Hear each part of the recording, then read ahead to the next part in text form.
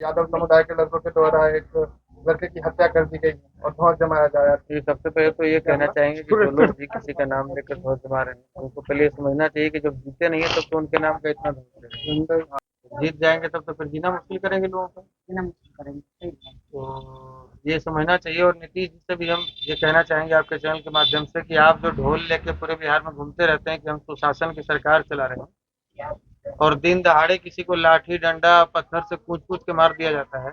अभी हमने देखा फोटो, उसमें सीने पर पत्थर से जैसा लगता है कूचा हुआ है वो निशान, दोनों तरफ कनपट्टी पूरा इतना सूजा हुआ है, होठ पूरा काला हो रखा है, आंख के आगे ये ब्लैक निशान है। मैंने इतना बुरी तरीके से पीटा गया है, हाथ ये सूजा हुआ है, नाक इतना बुरी तरीके से पीटा गया है कि मतलब पीट पीट कर उसकी हत्या कर दी थी। अब समझिए कि वही हत्या कर दी गई थी। तो आप समझिए कि ये ये इसको सुशासन कहते हैं क्या? अभी आप लोग हमारे साथ में गए थे परसों, कल ही गए थे गोपालपुर गांव में, जहाँ एक दिनेश्वर पासवान नाम के लड़के की भी इसी तरीके से पीट पीट कर हत्या कर दी गई थी। कल कल हम लोग गए थे वहां, और वहां भी लाठी डंडे से पीट कर हत्या की। हो क्या रहा है बिहार के प्रशासन में भाई? ये हो क्या रहा है? मतलब ये 10 किलोमीटर एरिया के अंदर में दो लोगों की हत्या विगत एक सप्ताह में लाठी डंडे से पीट कर दी गई है। ऐसा नहीं कि गोली मार दी और भाग गया, लाठी डंडे से पीट कर की गई। पकड़ाए नहीं।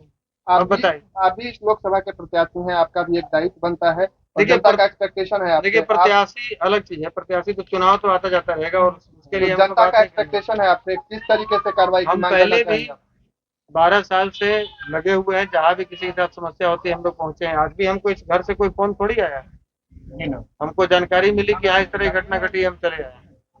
हम आकर इनसे पूछे कि क्या मामला है, तो मामला अभी हमको जानकारी मिली, तो जानकर बड़ी हैरानी हुई कि यहाँ हत्या भी कर दी गई निशंस तरीके से, ऊपर से धौंस भी जमाया जा रहा है। अब ये तो परिवार के लोग इतने खौफ में है, वो कह रहे हैं कि बाहर निकलेगा तो सबसे पहले इस परिवार को टारगेट करेगा। आप क्या और चेतावनी क्यों दें? हत्या हुई है पहले ये समझ लीजिए।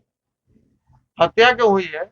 ऐसा थोड़ी है कि ये उनका उसका जमीन जोत लिए थे। ये ऐसा थोड़ी है कि उसका घर कब्जा करने गए थे। चोरी का तार, जो तार होता है बिजली वाला, वो चोरी करके कहीं चलाया था, वो चोर है जिसने हत्या की। वो चोर है, और पेशेवर चोर है, हत्यारा चोर है। वो चोरी का तार लेकर यहाँ बेचने के लिए आया था। जब इन्होंने कहा कि मैं चोरी का तार नहीं बेचूंगा, हमको पुलिस प्रशासन से डर है, भगवान से, ये तार हटा दिए। तो यहाँ से धमकी देकर गया कि तुमको हम बता देंगे। 6 महीना, और 6 महीने पहले ये घटना है, और देखिए अभी कैसे बताया है।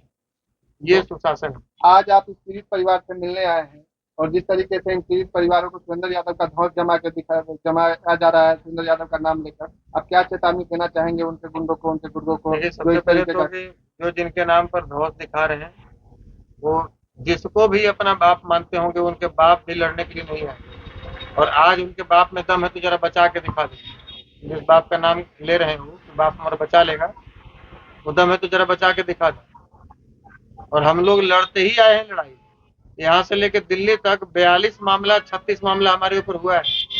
और ऐसे ही किसी के साथ में प्रताड़ित किसी को किया जाता है, उसके लिए हम लोग खड़े होते हैं। 36 मामला पूरे बिहार में।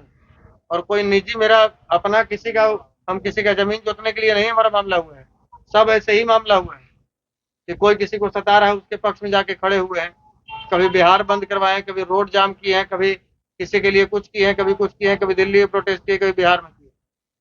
तो कोई किसी का धौंस दिखाए कि फलाना हमारे बाप लगता है, फलाना हमारा जीजा है, फलाना मौसा है, और हम उसके नाम पर रंगदारी करेंगे, तो ये समय नहीं है।